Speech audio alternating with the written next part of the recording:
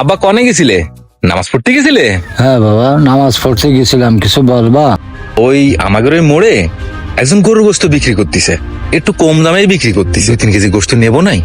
নামাজ পড়ার আগেই শুনছিলাম যে ও গরু নাকি জবাই করার আগেই মারা গেছে। আমাদের ধর্মে মরা গরুর গোস্ত খাওয়া হালাল না। না, আমি তো এটা জানতাম না যে গরু জবাই করার আগে মারা গেছে। আচ্ছা ঠিক আছে আব্বা, তাহলে আমি একটু শহরের দিকে যাবো। যাও, সাবধানে যাও। আচ্ছা ঠিক আছে আব্বা। আমি বাড়ি গেলাম তোমার খোঁজ দি, তা মা কালে তুমি গাড়িতে বেরোয় গেছাও। ওই তোমার সাথে করে কথা আছে একটা বিষয়ে। কি হয়েছে আব্বা? বাড়ি আসলি কয়েনি না এখন কবা? না আব্বা, মেলা জরুরি বিষয়, এখনই করতে হবে। তাহলে কি হয়েছে শোনো। ও ভাই, আপনার বাড়ি কে এলাকায়? হ্যাঁ ভাই, এই এলাকায়। কেন, কোনো কিছু দরকার নাকি? এ এলাকায় হৃদয়, বাপের নাম খোকন, আপনি কি চেনেন নাকি? কেন ভাই, কি করবে? আর ওই হৃদয়ের সাথে একটু দেখা করার দরকার। ভাই আপনি যে হৃদয়ের খোঁজ দিছেন, আমি সে হৃদয়। কি হয়েছে বলেন আমারে। ও, আপনি সেই হৃদয়, আপনার সাথে একটু কথা বলার দরকার, বসে কথা বলি। ভাই, আপনি চাকরির জন্য যে পরীক্ষা দিলেন না? পরীক্ষা দিলাম তো ভাই, এখনো তো সে রেজাল্ট দিইনি। জানেন কিছু হয়েছে?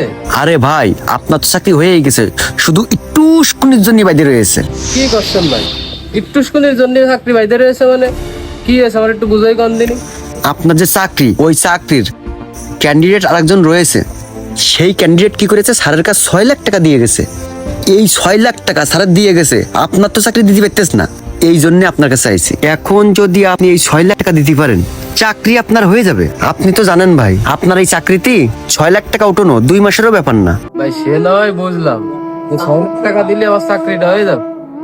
টাকা তো আর আমি দেবো না, টাকা তো আমার আব্বা দেবে। ভাই, যা করার আজকের ভিতরে করেন। আজকে টাকা ম্যানেজ করে যদি কালকে দিনের মধ্যে না দিতে পারেন, এই চাকরিটা কিন্তু হারাবেন। এইসব চাকরি সহজে কিন্তু মেলে না। ভাই তাহলে আমার বাড়ি চলেন, তাহলে বাড়িতে আব্বার সাথে কথা কবানে। ভাই, বাড়ি আর আমি যাচ্ছি না, আপনার বাপের সাথে কথা বলে কাল সকাল 8টার ভিতরে জানান। আচ্ছা ঠিক আছে ভাই, তাহলে আপনি যান, আমি এখনই বাড়ি যাচ্ছি, আব্বার সাথে কথা কয়ে। আচ্ছা ঠিক আছে।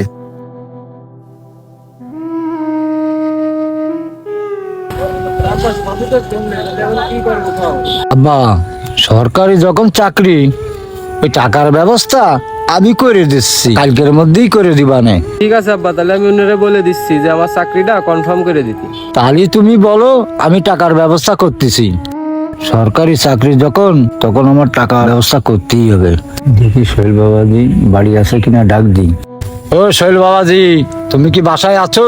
ও শৈল বাবাজি। আসি। কিডা? আমি একটু বাইরে আসো তো। ও, খোকন কাকা, কি হয়েছে কিছু বলবেন?